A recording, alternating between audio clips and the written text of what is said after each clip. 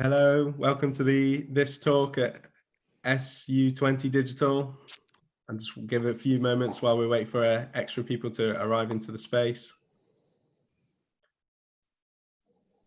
And then we'll do some introductions and get started.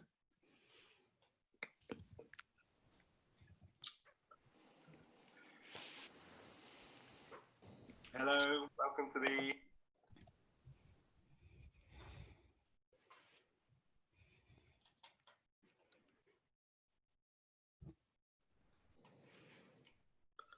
Okay, so just to make sure everybody's aware, a little bit of housekeeping, if you like.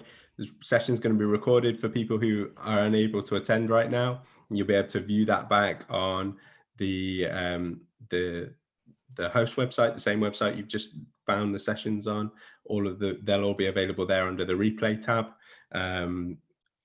So be sure to check out the other sessions that you've missed this week so far. We in the chat dialog box, if you can introduce yourselves there, let us know who's in the conversation. Make sure that we change that to all attendees and panelists, and then everybody will be able to see during the talk any questions that you have for the team here. Pop them into the Q&A box, and we'll try. I'm sure the DAC Beachcroft team will try and answer as many of those as possible towards the end. So we've got Michelle, Sarah, and Philip here from the employment team at DAC Beachcroft. I'm going to hand over to Philip so that he can let us know a little bit more about what's happening today. Fabulous. Thank you very much indeed. Thank you, and welcome to everybody to this session on restructures and redundancies. Just a very sort of brief introduction to the team here at DAC Beachcroft. Michelle and I have acted for many years for student unions and the NUS across the UK, all sorts of different sizes of student unions and all sorts of different issues. And we are joined by Sarah, who is our new colleague, who is greatly enjoying being introduced to the unique world of student unions and some of the unique challenges that student unions experience.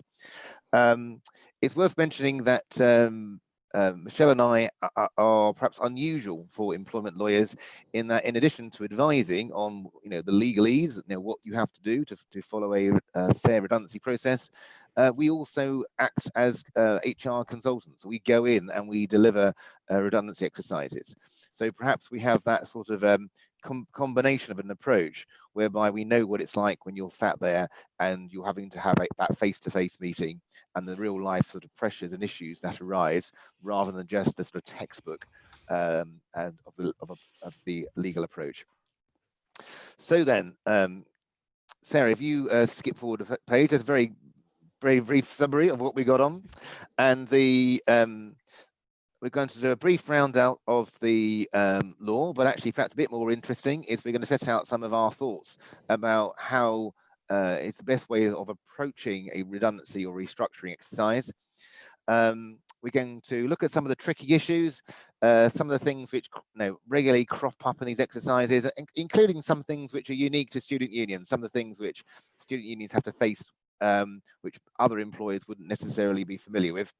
We've also got a section dealing with some frequently asked questions. You have hopefully the ability to log on to the chat thing, so you can email us, text us questions as we're going along. Sarah will keep an eye on these and will be able to ask us questions either as we're going along or at the end, and we'll try and cover all of the issues that you have on the main topic. So my job, I'm going to cover the sort of main legal framework, although I'm not going to suggest we get hung up about some of the legal stuff. It's much more interesting about what does that mean in practice in terms of what are you supposed to do. But there's basically two things one has to remember in a redundancy situation, and the first one is all about the actual general law about unfair dismissal. So unfair dismissal basically means that you, the employer, have to have a fair reason and follow a fair procedure before dismissing somebody. In normal circumstances, that basically means that applies to anybody with 2 years service.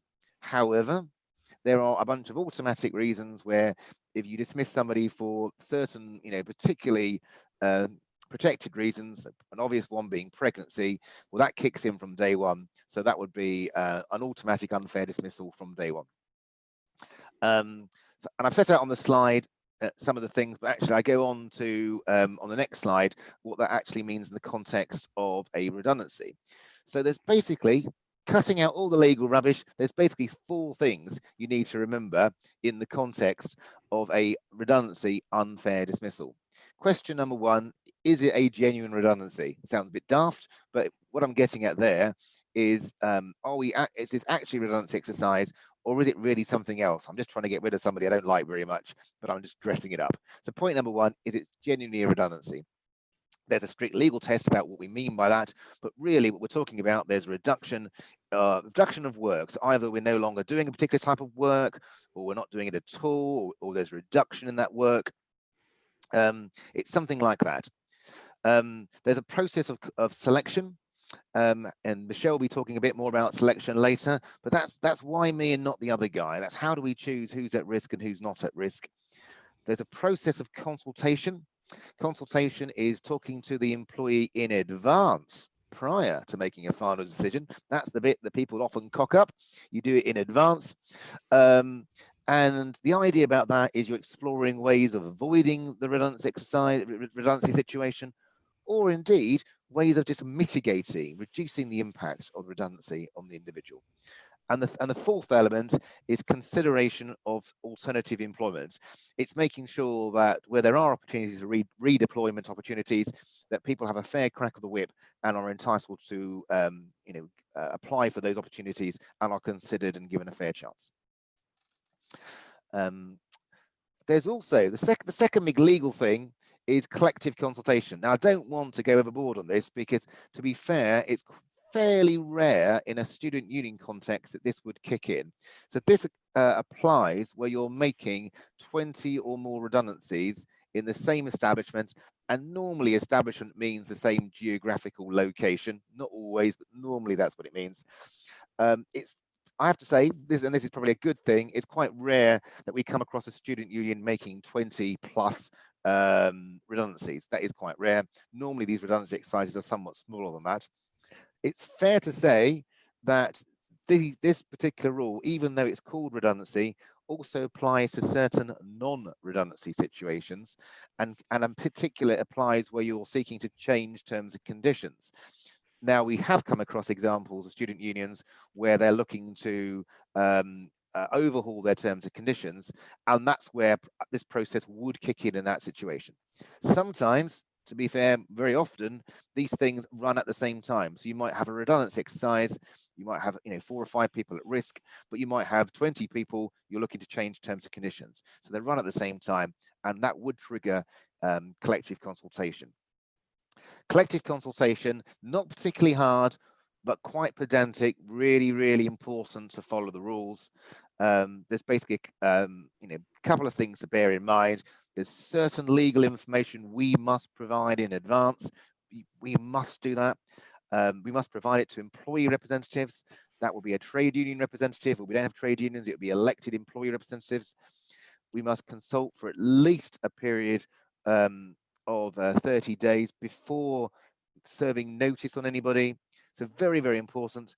And if we the reason why it's so important, the sanctions for getting that stuff wrong is actually really bad. So where people 20 or more redundancies or change in terms and conditions, if we get because there's a 30-day consultation period, whereas if it's a I can't think of an example that's happening in a student union context, but if there's ever a case of 100 people at risk, then it's actually a 45-day process, 90 days in Northern Ireland. And you have to go for that process before you serve notice on anybody. It's very serious. If we cock it up, it's a 90-day pay award to each employee. So obviously very important we do that right. But to be fair, it's quite rare it occurs in a student union context. You would have also seen there was a reference to a thing called an HR form. Again, that kicks in if there's 20 or more redundancies. That's the form we have to fill in to let the government know we're making a large number of people redundant, so they can make sure that the benefits agency, etc., are all geared up and they can do all things like that. Again, boring, but really, really important. It's technically a criminal offence not to fill that form in. So very, very important. We always make sure we fill in the form.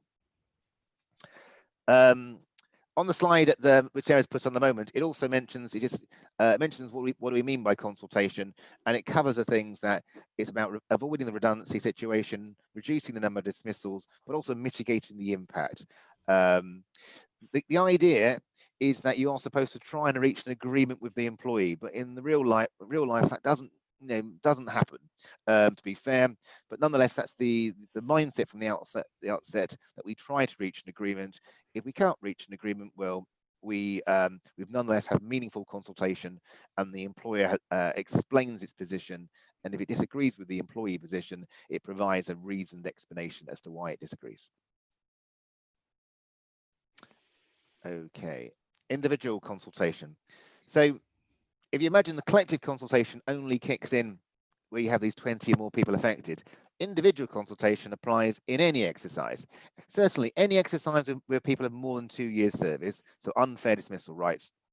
Individual consultation is a important plank of ensuring that a fair process is followed. In practical terms, what does that mean? Well, it takes about 2 to 3 weeks to go through an individual consultation period. For exercises with less than 20 people, there's no need to worry about that 30-day, 45-day period. But as a rule, to do it properly would take sort of, as I say, 2 to 3 weeks to do it. You consult about the selection, and Michelle will be talking about that in a minute. Selection, i.e., how have you chosen me? Why is it not my friend over here? How does that work? It gives the employee the chance to effectively challenge the whole thing. They can challenge the business case, they can challenge the selection, they can challenge why me personally. It gives them a chance to suggest alternatives. It gives them a chance to explore potential redeployment, alternative employment. It's fair to say that this sort of process it's quite common for people to make mistakes in the consultation exercise, for employers to make mistakes. But for me, the most common mistake is it's where people really take their decision, they take a final decision right at the outset, and people just say, well, you're just going through the motions.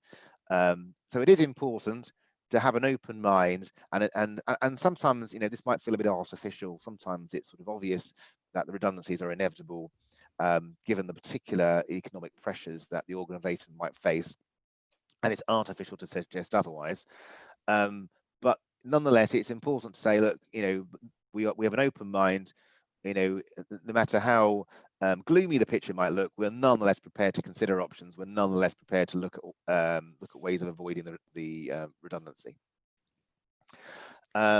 You'll see that there's a reference here to this thing called unique roles, and I imagine Michelle will cover that in her bit on selection in a moment.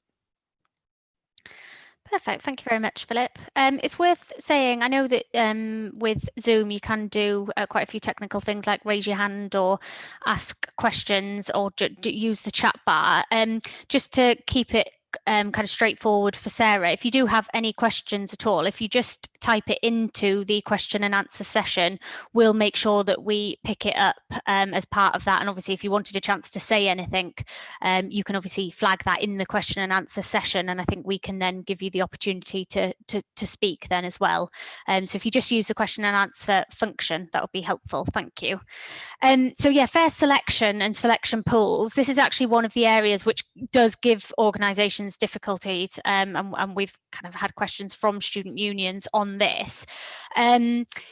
This is basically deciding where you make the redundancies, and then kind of who would fall within that selection pool, in terms of who's put at risk of redundancy and who do you consult with. So an employer must turn its mind and must think about the appropriate pools, and it's really important that you do think of this as part of the planning process. And sometimes this is nice and easy. So if for example you're just closing a venue, you're closing a student bar, for example, then it might be obvious that everybody who works in that bar falls within that selection pool, and it's a nice straightforward process. If you're no longer offering a particular service, so a particular student advice service, then again it might be quite straightforward as to who falls within that selection pool. Where it's difficult is obviously where there's any crossover amongst roles, where you have people with interchangeable skills, interchangeable roles, and that's where you really do need to have a think about it and also document your thought process in terms of that pooling process. Philip mentioned the phrase unique roles, or sometimes referred to as a pool of one. That's where you have a particular person in a particular role where there's just one person doing that one role, and it's that one role that you no longer require. Again, you don't need to worry too much about pools in that particular circumstance, because it is just a pool of one, and that's where that phrase would come from.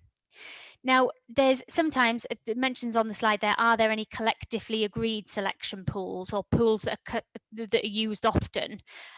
Sometimes that would be with the trade union, more often in student union context with sort of employee forums that you might have in place. That doesn't come up that often, because you would hope that you're not carrying out redundancy exercises that often where you would have a pool that is often used, but it's always worth bearing that in mind. Now, this concept of a narrow pool versus a wide pool, it's up to you as an employer to decide what the appropriate pool is, and you do have an element of discretion, and quite a wide element of discretion. So what we mean by a narrow pool or a wide pool, just to give you some kind of real context, you need to be able to justify why you've chosen the pool that you choose. So say, for example, again, in a student union context, you're closing, you've got 2 bars on campus, or 2 shops on campus, or 2 kind of offices on campus, kind of in a kind of like sales, but you're only proposing to close 1. A narrow pool would obviously be just putting the people at that particular bar or that particular shop at risk of redundancy. A wider pool might be putting all of your staff who work in the 2 bars or the 2 shops at risk of redundancy, consulting with them all, applying that reduction, and then having the leftover staff obviously work at the venue that stays open. Now, there'll be a number of things that you'll want to consider as part of that. So, how close together are the 2 bars? Do the staff actually work interchangeably between the 2 bars, or do you have dedicated staff at the 2 bars? And there are a number of things, and it is going to be very fact sensitive, but ultimately it is up to you as an employer to apply your mind to that. And as long as you can justify it and that it makes sense objectively, then you have the discretion to do that. There's no sort of legal definition of what a selection pool would mean. Things that you'll want to consider, so we've set out a few bullet points there on the slide. What work is diminishing? Where is the reduction in work? And then who does that work? So what roles actually carry out the work that we no longer require? The second thing is, are the employees doing similar work? So you might have employees in other sections of the business who do very similar work, offer a very similar service. They would sometimes fall within that selection pool. What do the employees actually do? So this isn't just about what the person's job title is, what it says on their job description or what it says on paper. That might be an outdated job description. It might be an outdated job title. It's about what the employees actually do on the grounds, and if they're doing the same job as somebody who, where that work is diminishing, then they too should also be included in that selection pool. That's something that often comes up during consultation. Other locations I referred to earlier in the context and the example of the 2 bars closing. Think about your other locations and whether actually you need to widen the pool. Interchangeable jobs, again, I mentioned that in that context. So think about what people are actually doing, whether they interchange between 2 different departments or 2 different types of roles, and interchangeable skills. We've mentioned their performance and skills. It's worth noting that that's about selection criteria rather than a pool. So when you're looking at pool, you're not looking at how good or how bad somebody is at their job, and you're not assessing whether they're good or bad in their performance. You're looking at what work they actually do. You're looking at the roles, and then you move on to the selection criteria, which is what I want to look at on the next slide. So again, because this first part of the presentation, we're just concentrating on the legal side of things, I've just got a couple of points to say here, and then later on we'll move on to the kind of more practical and pragmatic things you need to think about. Selection criteria, again, when somebody's in a unique role, it's nice and easy. You don't need to think about this because you're just, that one person is at risk of redundancy, you follow the consultation process. This selection criteria is where you're proposing to either remove a whole section, where you're proposing to make a reduction in a whole section. So if you're removing a whole function, again, you don't need to worry about the selection criteria because you're removing that section of the workforce. This applies if you're making a reduction. So say, for example, you've got 5 student advisors and you need to reduce it to 2 or 3 student advisors. They all do the same job. You essentially look at them, you select some selection criteria, you score them, and the lower scoring would then go forwards and be placed at risk of redundancy and ultimately made redundant if no alternatives were found. So key things on this really, and I'll go into more detail a little bit later, is that it needs to be objective criteria and not subjective criteria. Obvious point, it needs to be non-discriminatory, and you need to think about that, in a wider context. There can be some things which on the face of it don't look discriminatory but can be in real life. And then where possible, it needs to be capable of independent verification, and it needs to be measurable. So again, I'll come on to that in a bit more detail later on. Suitable alternative employment. This is the last illegal aspect we want to cover before going into the more practical advice. Any employee who's put at risk of redundancy has an opportunity to, and is entitled to, I should say, to apply for any vacant role in the organisation. So you may have other vacant roles in different departments that are available. They have the opportunity to apply for them. Things that people forget is that, they have the opportunity to apply for any role. So it can be a lower paid role, it can be a more junior role. Another thing that people forget is that search needs to continue right up until the notice has expired. So even when you have people working their notice, you are still as an employer required to update people in terms of alternative roles within the organisation. You may have come across the phrase suitable alternative employment, and where that comes into play in kind of the general sense is when you look at redundancy pay.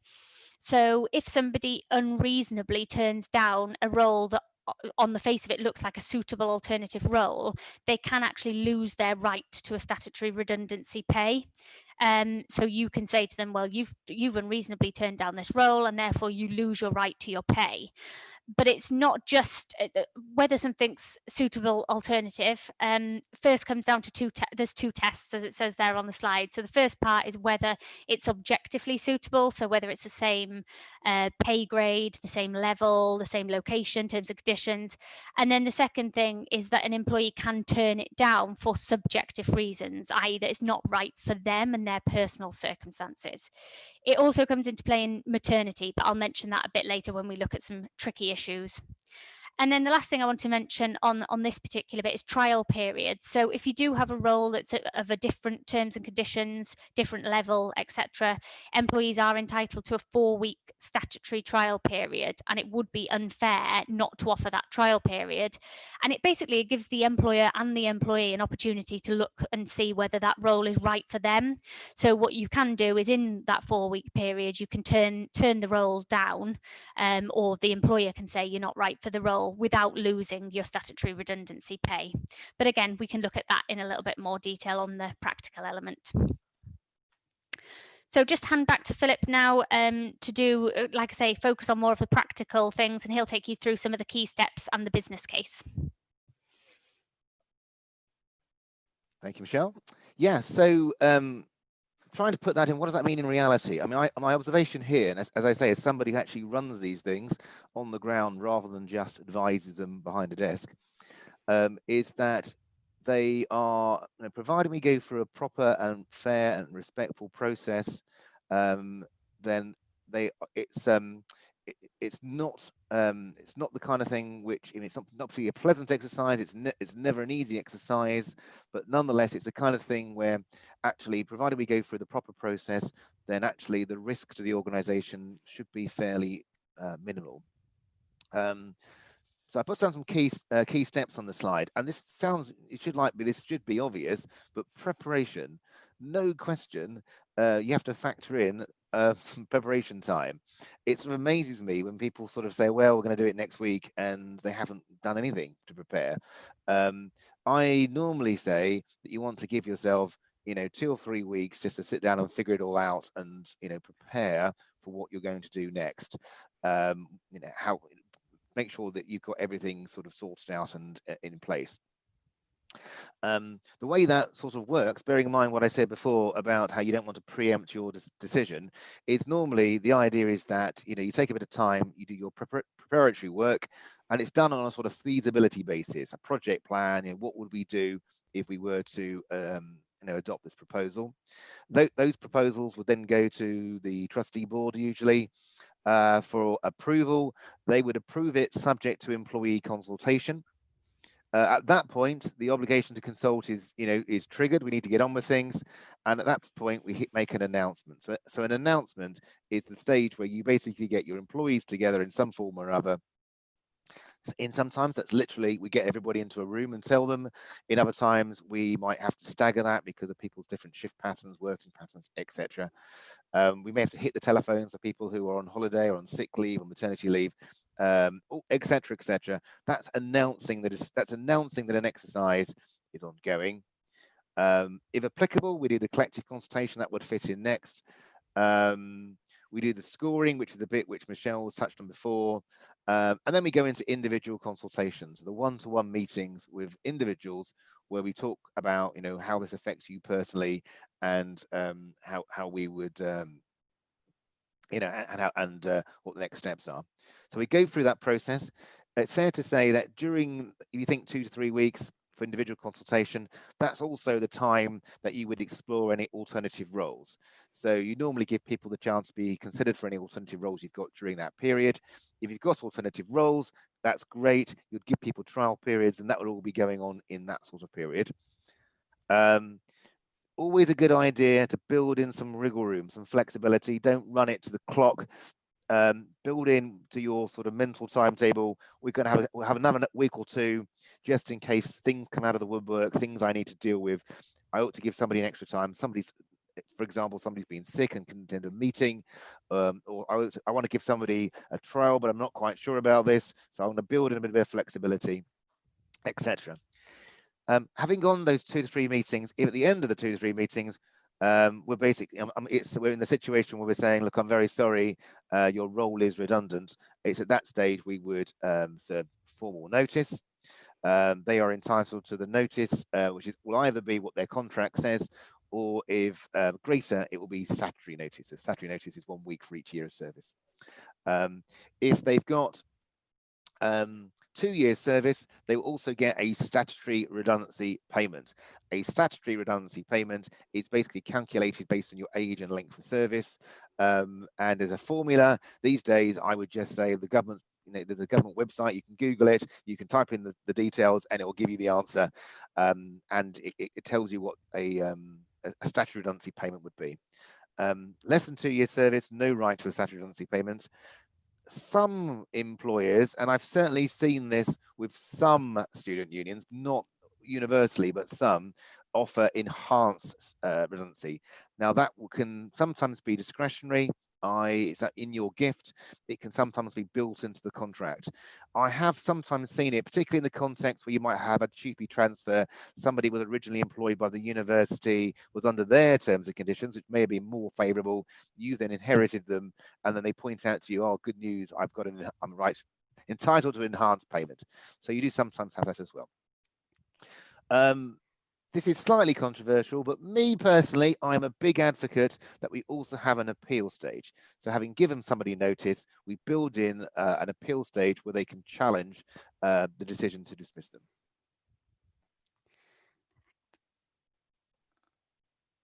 Now, this next section is incredibly important. It falls in the preparation stage of that sort of summary I went through before. It's it probably sets people like me and Michelle and Sarah apart from, other employment lawyers. Many lawyers will say to you that this is, pretty low priority. They'll say to you, look, you just need to have some cogent business case, that'll do, you can justify the redundancy exercise. Now, it's definitely true that from a textbook legal point of view, that this is a fairly low hurdle. You really just need to have a cogent, rational legal explanation as to why you are making redundancies, why you're cutting roles, why you're reducing the amount of work you need to be done. And Philip, we've actually just had a question from one of our attendees on something that I think fits quite nicely into the business case. The question is, where a student union is reducing the number of welfare advisors, does the employer need to have evidence that there's a reduction in the demand for service? Can the employer make those cuts because they think the demand for the service may reduce due to the impact of COVID? So this is perhaps where you don't have that evidence, but you're looking forward. Right. Actually, that is a very good question. And the short answer is yes, you can do that, but you need to have a rational, cogent basis for it. Yeah. So I'm actually dealing with an exercise, different sector, doing an exercise right now where it's exactly that scenario. They're coming out of the furlough period and they're basically looking into their crystal balls and saying, well, how's this business going to cope over the next 6 to 12 months? Do we need everybody? And they're speculating. So the short answer is yes, you can do it based on your projections, but I personally would want to see some sort of thought, exercise of thought and judgment as to how those projections are come into place. It's incredibly difficult. Forecasts are often wildly wrong, but that's not the issue. The issue is that if I'm doing it based on projections rather than past performance, I would say to you, well, who's come up with these projections? Is it somebody who is in a reasonable position to know, what they use, what evidence have they used to form that conclusion? Is there a paper somewhere where they, even though it might be speculative, they've come up with their forecast, and that forecast is justifying us effectively cutting our cloth to meet the requirement in the future. So yes, certainly, but it can't just be, well, my gut instinct is we need to cut costs. It can't be that. It needs to be a bit more thought through than that. The reason why I'm laboring the point about the business case thing, and it's a non-legal point, this is there's no question. And when you're actually doing these exercises, if the individual employees understands and agrees with your business case, it will make your life so much easier. And I mean that both the people at the sharp end, the people at risk of redundancy, but also those colleagues that you're looking to retain. The colleagues you're looking to retain, you want them to be motivated, and frankly, you want them to feel as if their departing colleagues have been treated appropriately, respectfully, and fairly. And those people who are leaving, you want them to be thinking, well, I may not be happy about this, but you've got a point. I do understand where you're coming from. If you do that, if the business case is transparent and people understand it, A, it makes the process less painful. B, people are less likely to sue you. That's my personal opinion. People are less likely to sue you. They're less likely to put a grievance in. They're less likely to appeal. You're less likely to get kickback, basically. And the colleagues you're retaining are more likely to say, fair enough, we understand it. It's not very nice, but we understand it. Makes your life far easier. It surprises me when you get these very sort of bullish lawyers sometimes saying, well, we don't need to do that. We'll just do some very hard-nosed, blah, blah, business case. It's our discretion. You can all get stuffed. That might be legally correct. However, it does not do you any favors at all, and it increases your risk profile. You're more likely to get sued. Doesn't need, I mean, really, when we're talking about a business case, it just needs somebody to sit down and write down, what are we proposing? What are the challenges we're facing? What are the risks, and what are the perceived advantages of whatever the new structure is we are proposing? If I'm removing jobs, what's happening to that? What's happening to the work those jobs used to do? Are we abandoning that work? We're no longer doing it? Are we asking other people to absorb that work alongside their existing functions? You know, what are we doing? Are we outsourcing it? It's that sort of information that I expect to see. Perfect. So selection criteria, I obviously mentioned this a little bit earlier in the session. We've actually had a question, which is more about the selection pool rather than selection criteria, but I will just pick it up very quickly. The question, I think you should be able to see it in the question and answer section, but it's where you've got 6 advisors, 2 education and 4 welfare, and you want to reduce the welfare advice by 2. Can the education advisors be protected, or is there an argument that the skill set is the same? This is exactly what I was talking about when you look at a narrow pool or a wide pool. So the honest answer is it may well actually depend on what they do on the grounds, but I think you've got a discretion as an employer to basically either apply the wide pool and say you all essentially do the same thing, but you focus on education or you focus on welfare, or you've got the discretion to be able to say, well, no, actually, you 2 focus on education, and so you 2 are protected. There's no reduction in work there. You 4 focus on welfare, and that's where we need to do the reduction, and so only you 4 are going to be put at risk of redundancy. So you keep the 2 education people aside.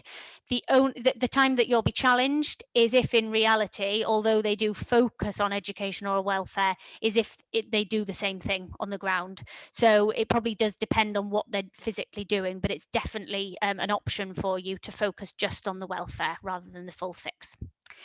So selection criteria, again, I mentioned that it needs to be objective. I mentioned that it needs to be measurable, obviously non-discriminatory. Examples there, real examples of things that you can use. So appraisals, how well people do in their appraisals, their annual appraisals or their performance generally. Disciplinary records. So for example, receiving 5 points for a clean disciplinary record, 3 if you've got a warning, and 0 if you've got a final written warning. Again, it's an objective measurable criteria. Qualifications, do people have specific qualifications that are important to that role? Again, with skill set and experience relevant to that particular role. And then there's things like additional factors. So the student union's values, whether they're multi-skilled, whether they've got interchangeable skills. We've put a couple of things that you need to be wary of on the slide. So last in, first out. It's fine to use that as, say, for example, as a tie break, but I wouldn't want to be using it as your main measure. Absence records, again, fine to use them, but need to be alive to things like people with disabilities who have disability related illnesses, and that you shouldn't be including illnesses like that. Appraisals after maternity leave or sickness absence. Again, you can use appraisals. We've said you can use them, but apply your mind. If somebody's been out of the business for an extended period of time on maternity leave or on sick leave, apply your mind as to whether actually the appraisal does capture and is a fair assessment of how they're performing in that role. And overly subjective criteria. So, managers' opinions of people's is always a very dangerous thing to be relying on. In terms of the fair application, make sure you're challenging, make sure HR challenge managers, make sure you use more than one manager, so maybe having one manager to carry out the exercise and another manager to cross-check it and to check for any anomalies.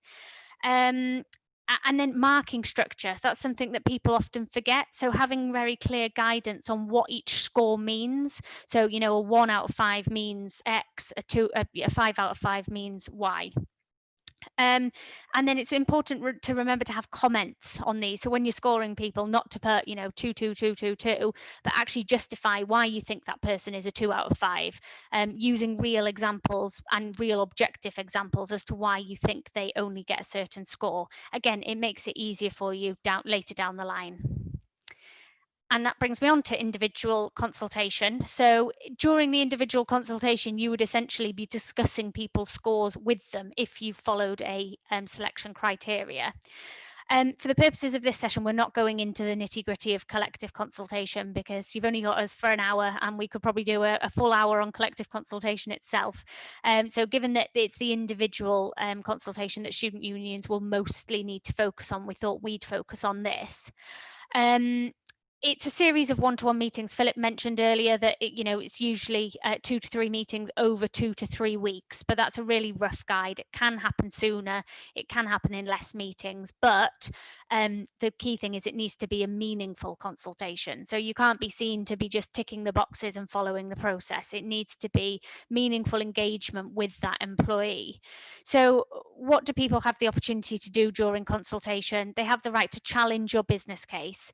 Now, it's not supposed to be a debate, an argument. You need to take on board what the employee says about your business case. They may say it's complete rubbish, and may have very, very strong opinions on, why you've got the business case wrong, what they think the business case is.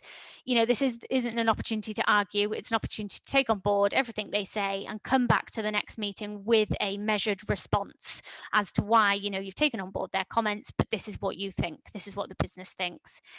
It's also an opportunity for the employee to suggest alternatives. So they may say, well, I'll take a pay cut. They may say, I'll work part-time. They may say, I'll job share with somebody. There can be a number of different alternatives. Again, you might think it's a terrible idea. The time that, not to raise that is in the first meeting. You take it away, you think about it, you come back with your response. Discussing alternative employment, that's about looking at the vacancies that you've got in the organisation and then challenging the scoring. So that's where your explanation as to what your scoring is will really help you, because you can say, well, this is why you scored X. You should also, as part of the process, set out in writing their scores against the criteria and give that to them so that they can see that and have a challenge to have an opportunity to challenge it. Set out in writing any vacancies that you've got and how you're going to assess people for those vacancies, interviews, for example, and give people their redundancy calculation if they were to be made redundant at the end of the process. In terms of scores, people might want to see everybody's scores and what everybody got. They're not entitled to that. All that they're entitled to is the detail on their own scoring and also the lowest safe person score, but that's on an anonymous basis. So that would just be the score rather than the employee's name. And then we've put there further meetings as required. The reason we've put that is because, this isn't a tick box exercise. It has to be a meaningful consultation. So between consultation meetings, you'll have invited the person to a meeting. You'll have given them the right to be accompanied. Make sure you're taking a detailed note of all of the meetings. Make sure you're giving the employee the opportunity to challenge those notes, add anything to those notes, and that you come back to people on those particular points. And again, you only serve notice once you've dealt with everything and you've closed off the consultation. Alternative employment, I won't spend too long on this because I'm conscious we'll want to look at the tricky issues and some questions at the end. Alternative employment, this will really depend, how you approach this will really depend on the organisation. So we obviously work with huge organisations who have hundreds of alternative vacancies, and it might be enough to just point somebody in the direction of an intranet and say, look, all of our roles are on an intranet. In the student union context, it doesn't really work like that. You are generally by nature smaller organizations, and so it needs to be a bit more proactive and needs to be a bit more engaged with that employee. So giving them a list of vacancies, maybe even going as far as identifying ones that they would be right for. So saying, look, you've done this in the past, so why don't you think about applying for that role? Just being a bit more proactive on that. In terms of applications for new roles, it's fine to interview people for those new roles. It's fine to follow out a process like that. We've mentioned slotting into roles. So you can do that in an organisation where the two roles are very similar. So you're getting rid of one role, but you have a new vacant role. It is possible to slot people across and not place them at risk of redundancy. The risks of doing that is obviously that for the person you have put at risk of redundancy, they may say, well, I should have been slotted into that role because I've done that in the past, or I'm capable of doing that. So think very carefully before you apply a kind of automatic rule in terms of slotting people into new roles. Ensuring people on holiday, long-term sick, Philip's already mentioned this. Don't forget about people because they're not physically there, whether that's because they're on holiday, long-term sick, or maternity leave, or any type of family leave. Those on maternity leave have special rules, which I'll actually come on to in one of the tricky issues in a second. A woman on maternity leave has a right to be offered a suitable alternative role, even if they're not the best person for that role, but I'll come on to that. And employees arguing that alternative employment is not suitable. I covered that in the last slide in terms of sacrificing your statutory redundancy pay. So, tricky issues. I'm going to cover a couple, maternity leave and disability, and then Philip's got a few more, which are more kind of student union focused. So, maternity leave. The key thing to remember is, as I said earlier, a woman on maternity leave has a right to be offered any suitable alternative role. So a role that's the same level, the same terms and conditions, they have that right. It's under Regulation 10, and they have that right even if, as I said before, there is a better candidate available. What I should say though is sometimes people mix up these two things. A woman on maternity leave doesn't get a leg up in other kind of selection. So say for example you're making a reduction of, as I used the example earlier, 5 student advisors. Just because somebody's on maternity leave, if you're reducing that pool of 5 to 2, it doesn't mean that they get a heads up in that process. The only way they get the advantage is when you're looking at suitable alternative roles. But it's a bit of a tricky one, so if anybody has any particular issues about that, it's probably best to get in touch with us and discuss the actual case with us. The other thing I wanted to mention is disability. So, you know, it's obvious that you don't choose somebody for redundancy because of their disability or because of something that's arising of their disability. The thing that causes employers issues in real life, though, is reasonable adjustments. So you may want to think about reasonable adjustments in terms of, firstly, the selection criteria, secondly, the consultation, and thirdly, alternative vacancies. So in terms of the selection criteria, I mentioned earlier, illness because of disabilities, you'll need to consider that and factor that in. Consultation, you know, lots of different things. It can be anything. It can be more time between meetings. It can be having a different type of representative at the meeting, maybe even sometimes a family member. It can be consideration, you know, any request. If the employee needs to record the meeting because of their disability to be able to process the information, make sure you think about each request carefully. And alternative vacancies, it's just worth noting that just because somebody doesn't have reasonable adjustments in the role that they're currently doing doesn't mean that they won't need it in any new role. So always forward think and have a look at that as well.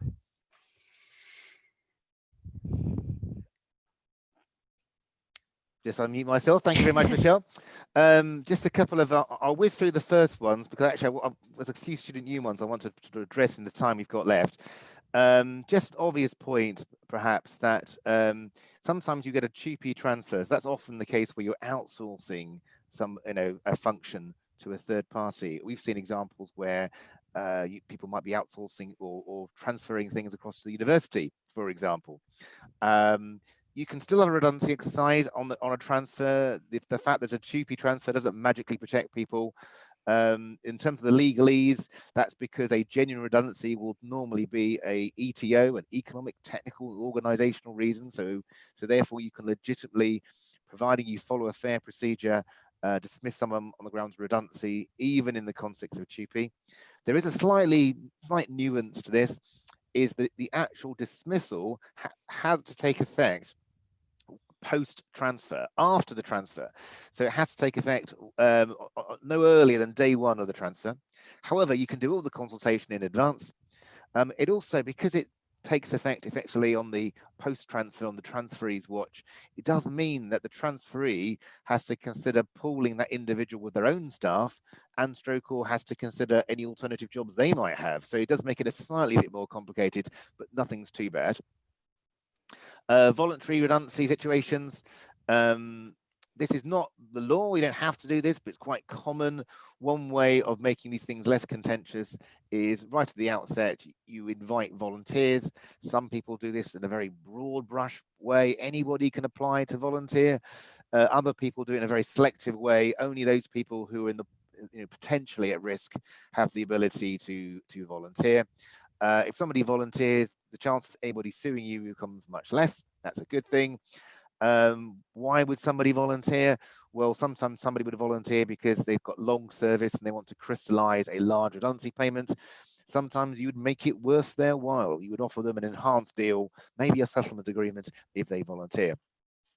A few sort of specific thoughts in relation to student unions.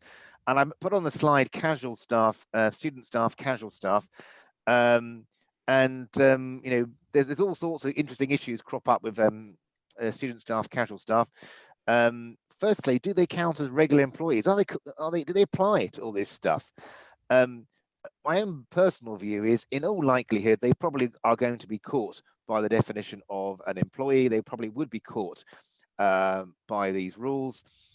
However, they're likely to have less than 2 years service, so that they're not going to be caught by unfair dismissal.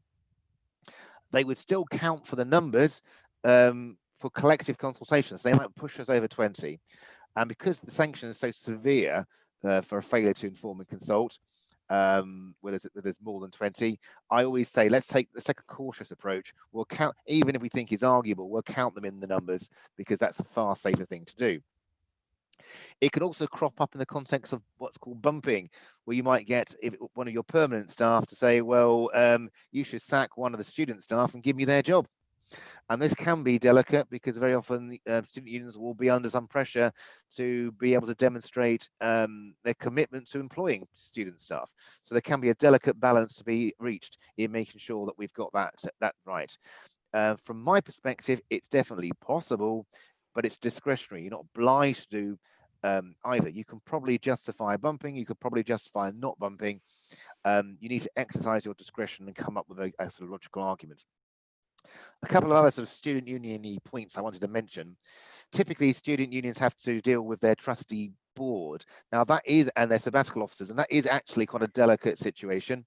I can see that someone's put, one of the questions was asked about trustees. Do we have to disclose the minutes of the trustee meetings? You only have to disclose things to employees, A, if it's got personal data in it. You're talking about individuals personally. They can do a subject access request and they're entitled to that stuff. Or B, if it's relevant, if you get sued and it's relevant to the proposed dismissal. So meetings of the trustee board where they're discussing a proposed redundancy case would be a disclosable document. When you are having those discussions, when you're writing them up, you need to do so in the knowledge one day you may have to hand them over.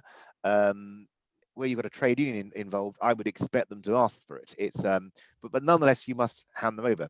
My own personal approach with trustees has been very much to say, well, no, I quite like having a report. So, for example, the chief executive or the person in that sort of role might prepare a proposal that then goes to discussion to the trustee board. They discuss it, and actually the formal minute then says we discussed the report prepared by the chief executive officer. Questions were asked about A, B, and C. The trustees decided by a unanimous vote to adopt the proposal, subject to employee consultation. So the actual minute might be relatively brief, and then we're relying upon the actual detail of the proposal prepared by the chief executive. But definitely disclosable. It's also worth mentioning, and Michelle and I have experienced this firsthand, that sabbatical officers, they certainly did not stand for election to make anybody redundant. And they can find it quite a stressful and upsetting time. Even if they understand the logic, the business case, they can find it very personally upsetting that they are on the hook, that it's their decision that has caused somebody to lose a job. So they perhaps need a bit more support in taking that decision. Michelle and I have had the example where sabbatical officers have spoken about in a previous exercise when we weren't involved, how they were left to their own devices. And what had happened was, frankly, students and staff members had collared them in corridors and had given them a hard time. And they felt very upset and stressed out by that. So it's important to bear that in, that the sabbatical officers won't, in all likelihood, have ever experienced anything like this before. It's certainly not why they stood for election. So they will need extra support in making sure that they they know what to expect. And when people do collar them, what should they say? What should they say when people say, why are you making my friend redundant? This is an outrage, blah, blah, blah. Why are you wasting money on X, Y, and Z when you could be doing, A, B, and C? They need to have some support. The other thing that and this, you get this in many employers, but I think student unions perhaps is more of a risk than non-student unions, is where you get managers middle managers who struggle with perhaps the scoring exercise, where they've been asked to say to people, to have consultation meetings, look people in the eye and say, look, I'm sorry, I've scored you lower than your colleague and therefore you're at risk. That can be quite a stressful exercise for somebody in that sort of role. I think all managers, have this to a degree, but in my experience has been that student unions, particularly at that middle management level, can often find it tricky to deal with that. So they might need some training, some extra support. Their own jobs might be subject to redundancy at the same time, so they might need some extra support to help them get through that.